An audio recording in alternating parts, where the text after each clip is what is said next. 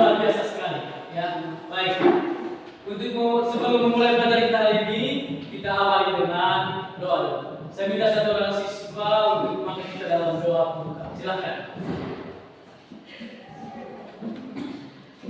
Teman-teman dan Pak Guru, marilah kita menyiapkan hati dan batin kita untuk menghadap Tuhan di dalam doa. Marilah kita berdoa dalam nama Bapa dan dalam nama Kudus. Amin. Allah Bapa yang Maha Kuasa, puji serta syukur kami aturkan kehadirat-Mu atas seluruh berkat dan rahmat yang telah Engkau berikan kepada kami, terutama atas nafas kehidupan yang hingga saat ini masih kami alami dan masih kami rasakan. Tuhan, saat ini kami ingin memulai pelajaran kami. Berkatilah kami, lindungilah kami, serta bimbinglah kami selama kegiatan pembelajaran berlangsung. Semoga apa yang kami pelajari hari ini dapat berguna bagi masa depan kami. Demi Kristus Tuhan dan pengacaraan kami. Amin. Baik, silakan duduk. Sebelum memulai pelajaran, saya cek hadiran dulu ya. Cek hadiran dulu. Ada yang tidak hadir enggak? Ada. Siapa yang tidak hadir? Nego. Alasannya? Sakit. Baik, bagi yang sakit ini kita mendoakan dia supaya cepat sembuh. Mendoakan orang itu penting juga ya. Baik. Topik pembelajaran kita hari ini berbicara tentang suara hati. Ulangi apa? Suara hati. Baik, setelah minggu lalu kita berbicara tentang materi apa? Tentang apa? Laki-laki dan perempuan. Baik. Apa itu suara hati? Siapa yang tahu apa itu suara hati? Suara hati. Oke, silakan. Tuan, jawab. Baik, terima kasih atas kesempatannya. Tadi menurut kelompok kami, suara hati merupakan penerapan kesadaran orang dalam situasi konflik yang menilai suatu tindakan manusia atas baik buruknya. Oke, baik, terima kasih. Situasi mana apa tadi itu? Baik buruk tingkah laku seseorang.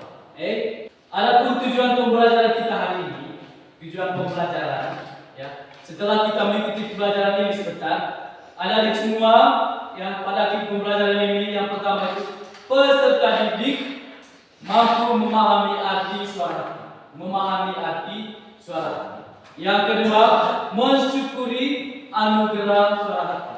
Itu yang kedua, mensyukuri anugerah suara hati. Yang ketiga, bertindak sesuai dengan suara hati. Yang ketiga. Dan yang keempat, bersikap kritis dan bertanggung jawab terhadap persoalan atau berbagai pilihan hidup. Ya. Kita langkah yang pertama, yaitu kita menonton sebuah video. Kita amati bersama-sama dan menonton video.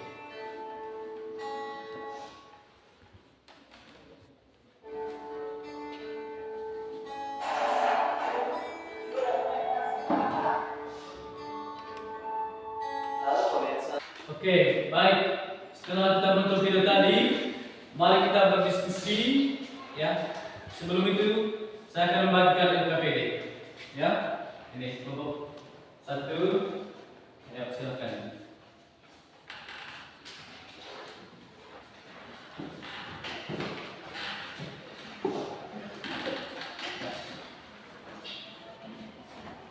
Ada beberapa pertanyaan di situ.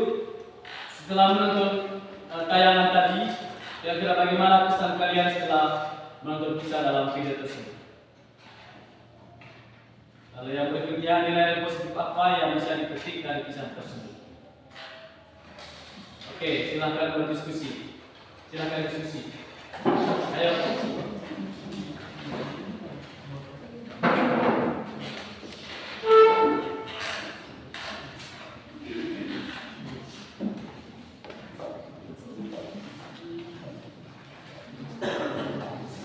Baik, setelah diskusi, silakan kelompok maju. Maju di sini.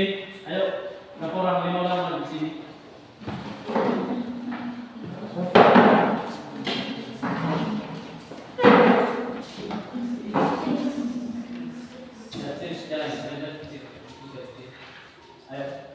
Silakan. Selamat pagi teman-teman sekalian. Selamat pagi. Selamat pagi juga untuk Bapak Guru. Baik, saya pembicara dari kelompok 4 ingin menjawab atau mempresentasikan hasil diskusi kami terkait dengan video yang telah ditonton secara bersama-sama. Untuk pertanyaan nomor 1, bagaimana kesan kalian setelah menonton kisah dalam video tersebut?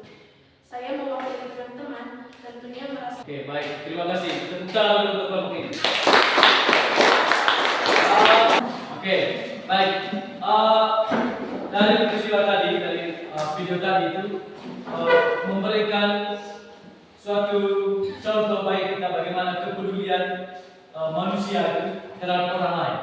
Ya, misalkan kehidupan berasrama, ada yang sakit, ya, pasti kita semua ini membantunya ketika ada orang yang sakit, menolong. Ya, kalau ada yang kecelakaan, jangan lihat saja, tapi Gusti ada hati, punya hati untuk membantu serta menolong orang lain. Ya, itu pesan dari cerita atau video tadi.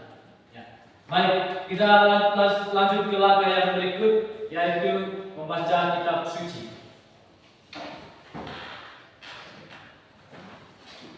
Dari kitab suci kitab Galatia bab 5 ayat 16 sampai 25. Silakan baca. Ayo, satu orang baca. Kitab suci.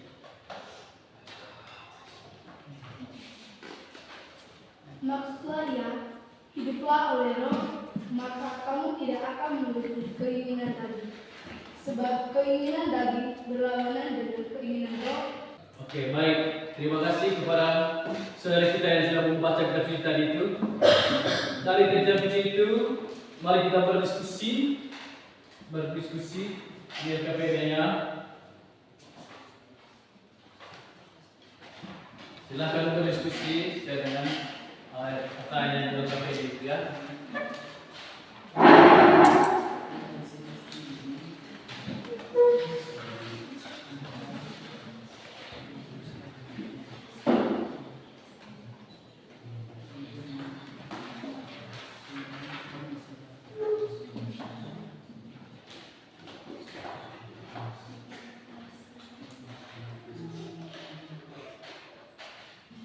Oke, silakan kelompok yang sudah, silakan maju. Mempresentasikan hasil diskusinya. Ayo, maju kelompok berapa? Ayo, silakan maju. Berdiri.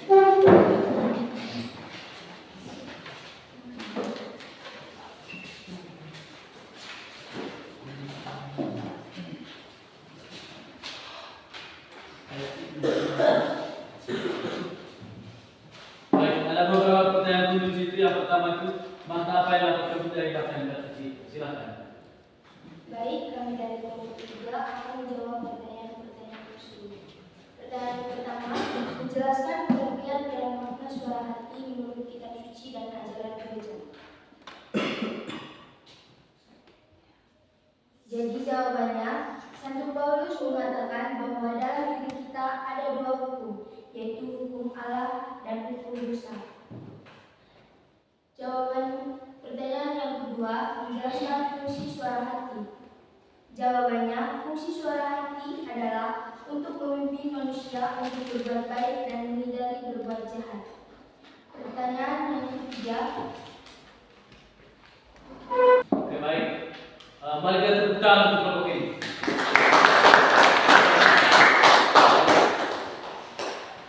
Baik, ada beberapa hal yang mau kita ambil dari tercita itu, ya.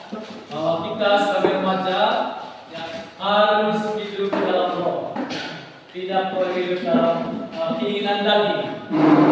Keinginan roh itu bagi kita dikuasai oleh roh, ya. Kita dikuasai oleh roh Kudus. Setiap kali kita bertindak, ya harus kita bertindak sesuai dengan kuasa Roh Kudus. Tidak boleh kuasa daging. Misalkan ya, kuasa daging itu ada keinginan untuk bolos, ada keinginan untuk mencuri, itu keinginan daging. Ya, kalau keinginan roh itu selalu berbuat baik. Ya, itu inti pokok dari bacaan tadi. Baik, yang berikutnya bagaimana pesan ajaran gereja, termasuk ajaran gereja berkaitan dengan suara hati. Gereja modal kita dari Katekismus Gereja Katolik 1778 bahwa hati nurani adalah akal budi, di mana manusia mengerti apakah satu perbuatan konkret yang ia rencanakan sedang laksanakan. Berikut yang kedua, fungsi suara hati. Fungsi suara hati. Fungsi suara hati itu ada berapa? Ada tiga. Ada tiga fungsi suara hati. Yang pertama itu apa? Suara hati sebagai pengikat. Sebab suara hati itu sebagai satu pengikat. Pengikat. Sebelum kita bertindak itu, ya, suara hati itu bertindak sebagai pengikat. Dan baik, apakah saya harus melakukan atau tidak melakukan? Itu, pengikat itu. Yang suara hati sebagai pengikat. Apakah yang saya lakukan atau tidak melakukan? Yang kedua, suara hati sebagai hakim yang mengadili. Yang kedua, suara hati sebagai hakim yang mengadili. Ya, mengadili dalam hal ini bahwa apakah yang saya lakukan tadi benar atau tidak? Ya, setelah kita lakukan, suara hati mengadili.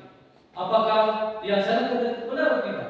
Ya, kembali berefleksi, melihat. Lalu yang ketiga, sebagai penyadar.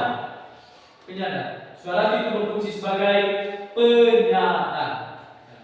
Penyadar sini maksudnya bahwa manusia akan nilai dan harga diri. Menyadari akan nilai dan harga diri. Baik, ini ada tiga fungsi dari suara hati. Sekali lagi, ada tiga. Yang pertama dari apa? Sebagai pengikat.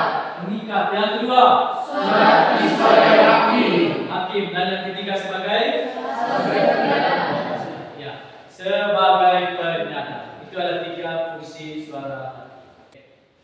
Baik, suara hati itu juga dapat keliru. Ya, apa?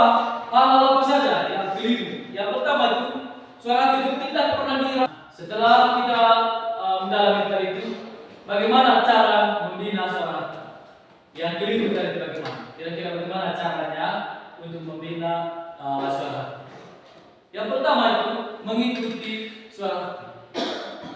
Mengikuti suara hati. Ya. Dalam segala hal, dalam apa saja. Misalnya kalau saatnya sekarang untuk mengikuti pelajaran agama, harus ikuti betul-betul suara hati itu bahwa saya mengikuti dengan sepenuh hati. Oke, baik. Sekarang kita masuk ke refleksi. Refleksinya di situ di dalam itu ada cerita renungan singkat tentang harga sebuah kejujuran. Harga sebuah kejujuran. Oke, baik. Berikutnya sebuah aksi. Sebelum aksi, kita setelah mengikuti pelajaran ini, kita buat kesimpulan. Siapa yang bisa memberikan kesimpulan? Siapa yang memberikan kesimpulan? Oke, silakan. Terima kasih kesempatan yang diberikan kepada saya. Pada kesempatan ini saya akan mengambil kesimpulan. Kesimpulan yang pertama, mengikuti suara hati dalam segala hal seseorang yang selalu berbuat sesuai hati nuraninya akan selalu berwibawa.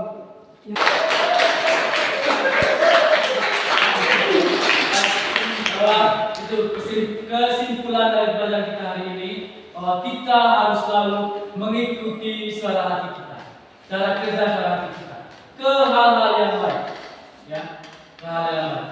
Jangan mengikuti keinginan daging, harus selalu mengikuti keinginan roh. Aksi, ya, aksi dari pembelajaran kita hari ini yaitu buatlah sebuah moto yang mengungkapkan sebuah keinginan untuk bertindak sesuai hati nurani yang benar. Yang kedua, tugas yang kedua, buatlah sebuah doa mohon kehendak yang kuat untuk melakukan sesuatu berdasarkan hati. Ya, itu. Baik, kita tutup pelajaran kita hari ini. Tapi sebelum kita tutup pelajaran ini, pelajaran kita minggu depan akan berbicara tentang bersikap kritis dan bertanggung jawab terhadap media sosial. Itu pelajaran yang berikutnya nanti. Bersikap kritis dan bertanggung jawab terhadap media sosial. Oke, mari kita berdiri.